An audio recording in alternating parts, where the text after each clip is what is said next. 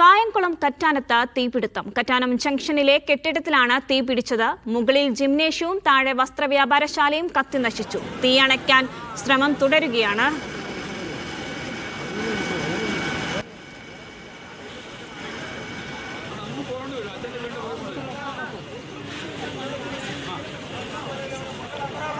വിവരങ്ങളുമായി ഫൈസൽ അസീസ് ചേരുന്നു. ഫൈസൽ, എപ്പോഴാണ് ഈ തീപിടുത്തം ഉണ്ടായത്? തീ പൂർണ്ണമായും നിയന്ത്രണ വിധേയമാക്കാൻ സാധിച്ചോ?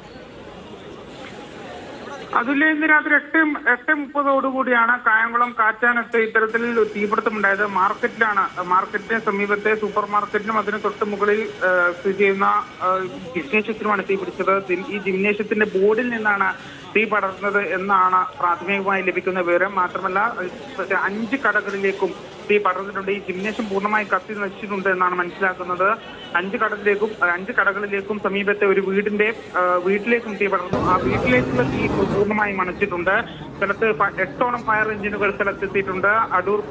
പത്തനംതിട്ട ജില്ലയിലെ അടൂരിൽ നിന്നും, അതുപോലെ കൊല്ലം ജില്ലയിലെ ശാസ്താംകോട്ടയിൽ നിന്നും, കായംകുളത്ത് നിന്നും, മാവേലിക്കരയിൽ നിന്നും ഉൾപ്പെടെയുള്ള 8ഓളം ഫയർ യൂണിറ്റുകളാണ് സ്ഥലത്തെത്തി തീയണക്കാനുള്ള ശ്രമം നടത്തിക്കൊണ്ടിരിക്കുന്നത്. ഇപ്പോൾ തീ നിയന്ത്രണ വിധേയമാണെന്നാണ് എക്സൈസ് വകുപ്പ് മന്ത്രി എം ലിജു പറഞ്ഞിരിക്കുന്നത്. അദ്ദേഹം സ്ഥലത്തുണ്ട്.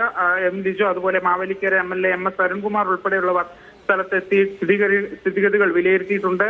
ഏതായാലും വൻ നാശനഷ്ടമാണ് ഉണ്ടായിരിക്കുന്നതെന്നാണ് ഏറ്റവും പ്രധാനപ്പെട്ട കാര്യം. വൻ അപകടം ഉണ്ടായിട്ടുണ്ട് എന്നതാണ് ഏറ്റവും പ്രധാനപ്പെട്ട കാര്യം. മാത്രമല്ല സമീപത്തേക്കുള്ള വാഹനങ്ങൾ ഉൾപ്പെടെ വഴിതിരിച്ച് മറ്റു റോഡിലൂടെ ആണ് വിട്ടിരിക്കുന്നത്. ഇപ്പോൾ അവിടത്തേക്കുള്ള ഗതാഗതം ഉൾപ്പെടെ ഒഴിവാക്കിക്കൊണ്ടാണ് ഈ തീയണക്കാനുള്ള ശ്രമം നടക്കുന്നത്.